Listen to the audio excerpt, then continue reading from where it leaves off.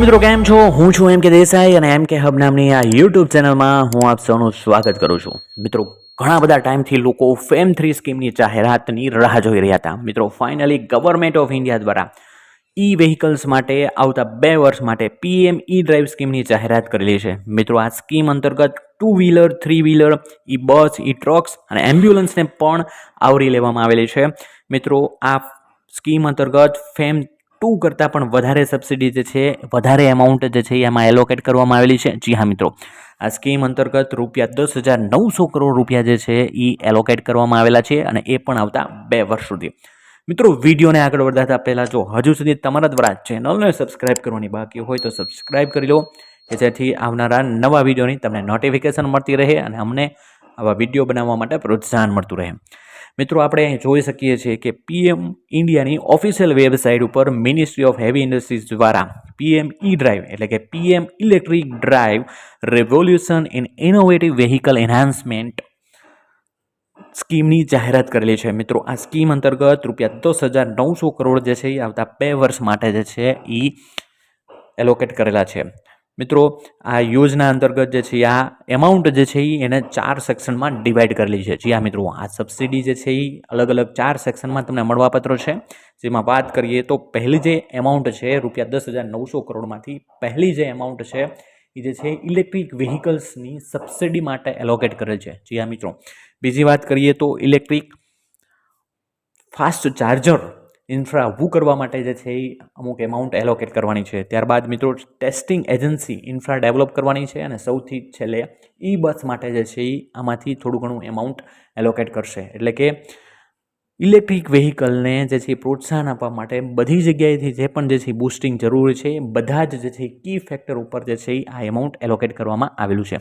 હવે મિત્રો step by step આપણે એક એક સેક્શન જે છે એ ડિટેલમાં જોવાના છીએ. સૌપ્રથમ વાત કરીએ તો ઈ વ્હીકલ્સ, જેમાં જે છે એ 2 વ્હીલર, 3 વ્હીલર અને હાઇબ્રિડ એમ્બ્યુલન્સ અને ઈ ટ્રક્સનો સમાવેશ થાય છે. જી હા મિત્રો, ઇલેક્ટ્રિક 2 વ્હીલર માટે જે છે એ ગવર્મેન્ટ ઓફ ઇન્ડિયાનો આવતા 2 વર્ષ માટે 24,79,000નો ટાર્ગેટ છે. જી હા મિત્રો, એટલે કે એપ્રોક્સિમેટ 25 લાખ જેટલા ઇલેક્ટ્રિક 2 વ્હીલરને જે છે એ સબસિડી આપવાનો ટાર્ગેટ રાખવામાં આવેલો છે.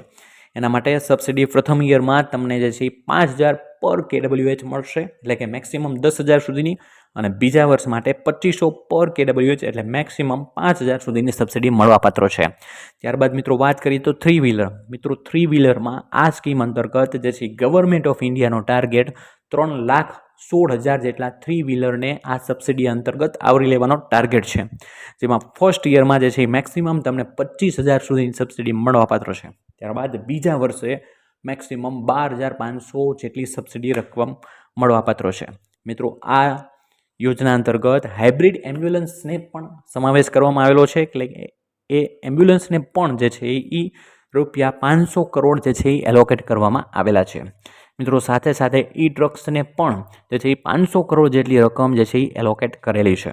મિત્રો આ યોજના અંતર્ગત જે છે આ એમાઉન્ટનો બીજો હિસ્સો જે છે એ ફાસ્ટ ચાર્જર ઇન્ફ્રા ઊભું કરવા માટે જે છે એ એલોકેટ કરેલો છે. જી હા મિત્રો, આપણે જાણીએ છીએ કે ઇલેક્ટ્રિક વ્હીકલ્સને સૌથી અગત્યનું જો કોઈ ઇન્ફ્રા જરૂરી હોય છે તો કે ચાર્જિંગ છે. મિત્રો આપણે અત્યારે ભારતમાં આ ઇન્ફ્રા ધીમે ધીમે ડેવલપ થઈ રહ્યું છે. ચાર્જિંગ સ્ટેશન જે છે એ ઇલેક્ટ્રિક કાર માટે, ટ્રક માટે તમને બધી જગ્યાએ જોવા મળતા નથી. તેથી લોકો જે છે એ આનું એડોપ્શન કરે તેના માટે થઈ અને ચાર્જિંગ સ્ટેશન ઇન્ફ્રા ઊભું કરવું ખૂબ જ જરૂરી બની રહ્યું છે. અને તેથી જે છે આ યોજના અંતર્ગત ₹2,000 કરોડ જેટલી એમાઉન્ટ ચાર્જિંગ સ્ટેશન ઊભું કરવા માટે એલોકેટ કરેલા છે. સાથે સાથે ગવર્મેન્ટ ઓફ ઇન્ડિયાનો ઈ કાર માટે આવનારા 2 વર્ષમાં 22,000 જેટલા ચાર્જિંગ સ્ટેશન ઊભું કરવાનો છે. સાથે સાથે ઇલેક્ટ્રિક 2 વ્હીલર માટે 48,400 ચાર્જિંગ સ્ટેશન ઊભું કરવા માટેનો ટાર્ગેટ છે. એ સિવાય ઇલેક્ટ્રિક બસીસ માટે 1,800 ચાર્જિંગ સ્ટેશન ઊભા કરવાનો ટાર્ગેટ છે.